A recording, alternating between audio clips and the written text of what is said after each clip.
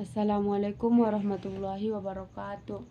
Perkenalkan, nama saya Desi Afriani Rambe, kelas 2A dengan MPM 241400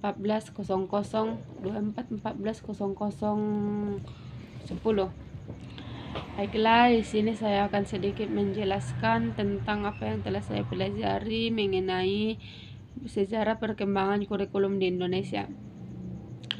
Yang pertama, kita akan menjelaskan dulu apa yang disebut dengan kurikulum. Yang disebut dengan kurikulum ini adalah berasal dari kata kurir atau pelajari dan kurir tempat terpacu, dan awalnya digunakan pada dunia olahraga. Kurikulum adalah seperangkat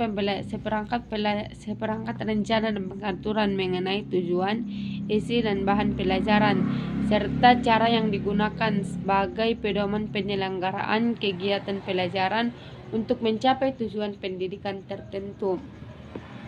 Fungsi pengembangan kurikulum mempunyai arti sebagai berikut. Yang pertama itu sebagai pedoman penyelenggaraan pendidikan pada suatu tingkatan lembaga pendidikan tertentu, dan untuk memungkinkan pencapaian tujuan dari lembaga pendidikan tersebut. Dan yang kedua itu sebagai batasan dari program pendidikan atau bahan pengajaran yang akan dijalankan pada suatu semester, kelas maupun pada tingkat pendidikan tersebut. Dan itu adalah fungsi dari kurikulum di sekolah dasar SD. Lanjut, di sini saya akan menjelaskan tentang sejarah perkembangan kurikulum di Indonesia dari masa kolonial sampai dengan kurikulum merdeka pada saat ini yang telah kita gunakan. Baiklah, pada sejarah perkembangan kurikulum di sekolah dasar atau di SD di Indonesia mengalami berbagai perubahan seiring dengan perkembangan sosial, politik, dan ekonomi di negara tersebut. Berikut adalah dan sekarang saya akan menjelaskan tentang sejarah perkembangannya. Yang pertama itu adalah kurikulum zaman kolonial atau Hindia Belanda.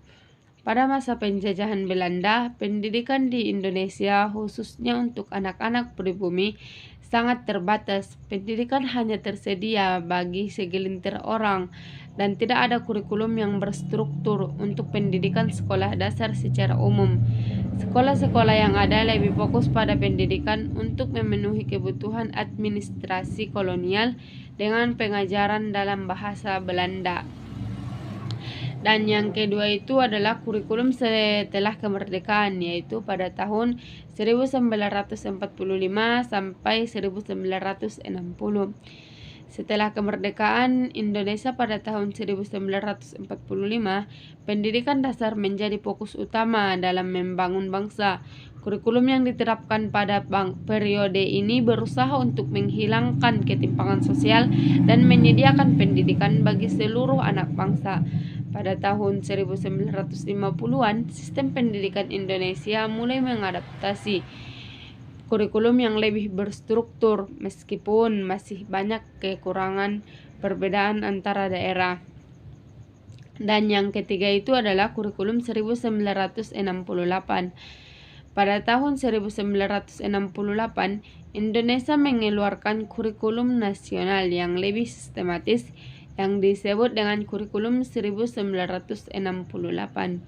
Kurikulum ini mencakup mata pelajaran seperti pendidikan agama, pendidikan Pancasila, ilmu pengetahuan alam, dan matematika.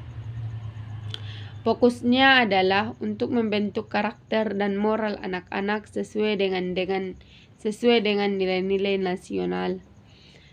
Dan yang keempat itu adalah kurikulum 1975. Pada tahun 1975, kurikulum diubah lagi dengan kurikulum 1975 yang lebih menekankan pada pendekatan pembelajaran yang lebih terintegrasi dan multidisipliner. Pada kurikulum ini, penekanan pada pembelajaran Pancasila dan pendidikan moral Pancasila atau PMP diperkuat. Pendekatan ini bertujuan untuk menciptakan generasi muda yang memiliki kesadaran nasional yang tinggi. Dan yang kelima itu adalah kurikulum 1984. Kurikulum ini ya tentunya pada tahun 1984, yang dimana kurikulum ini mengadopsi pendekatan yang lebih berbasis pada kompetensi dan keterampilan, yang lebih berfokus pada tujuan pembelajaran yang konkret. Kurikulum ini menekankan pentingnya kemampuan dasar baik di bidang kognitif maupun psikomotorik dan disertai dengan pengembangan sikap atau efektif. Sistem pendidikan juga semakin menekankan pembelajaran dengan materi yang lebih relevan dengan kehidupan sehari-hari. Dan yang keenam itu adalah kurikulum 1994. Pada tahun 1994, Indonesia menerapkan kurikulum 1994 yang memperkenalkan konsep pengajaran yang lebih berbasis pada kompetensi dan output pembelajaran. Kurikulum ini juga memberi ruang untuk pengembangan keterampilan dan minat peserta didik melalui mata pelajaran pilihan.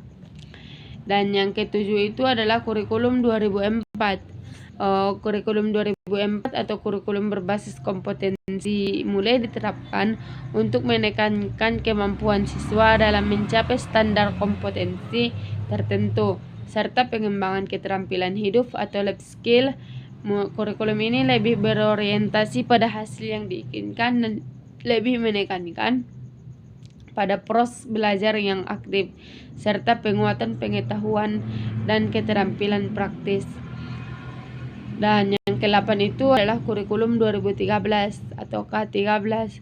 Kurikulum 2013 yang mulai diterapkan pada tahun 2013 merupakan kurikulum yang berfokus pada pengembangan karakter siswa dengan pendekatan pembelajaran berbasis kompetensi. Kurikulum ini memadukan aspek pengetahuan, keterampilan, dan sikap. Penekanan pada pendidikan karakter, keterampilan berpikir kritis, dan beraktivitas siswa menjadi hal utama dalam kurikulum 2013. Selain itu, kurikulum ini juga menekankan pada pembelajaran tematik yang terintegrasi, penggabungan beberapa mata pelajaran dalam satu topik pembelajaran. Dan yang ke-9 itu adalah kurikulum Merdeka pada tahun 2022. Kurikulum Merdeka adalah kurikulum yang dirancang dengan pendekatan yang lebih fleksibel, menekankan pada pemahaman, pengembangan potensi peserta didik, serta memberikan kebebasan bagi guru untuk mengadaptasi materi sesuai dengan kebutuhan dan konteks masing-masing siswa.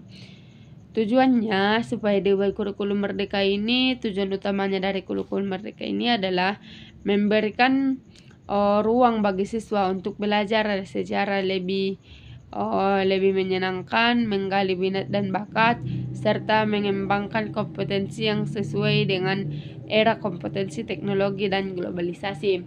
Dan ini adalah perkembangan kurikulum dari zaman kolonial sampai dengan kurikulum Merdeka seperti saat ini.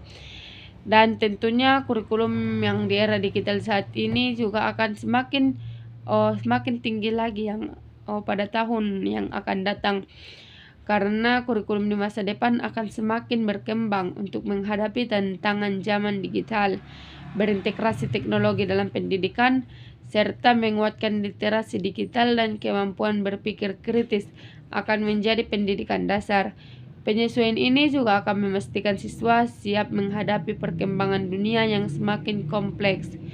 Perkembangan kurikulum di Indonesia selalu berusaha menyesuaikan dengan perkembangan zaman dan kebutuhan pendidikan global, dengan tetap mempertahankan nilai-nilai kebudayaan dan karakter bangsa. Baiklah, cukup sekian yang dapat saya jelaskan dari apa yang telah saya cari mengenai secara perkembangan kurikulum di sekolah dasar. Saya akhiri dengan salam. Assalamualaikum warahmatullahi wabarakatuh.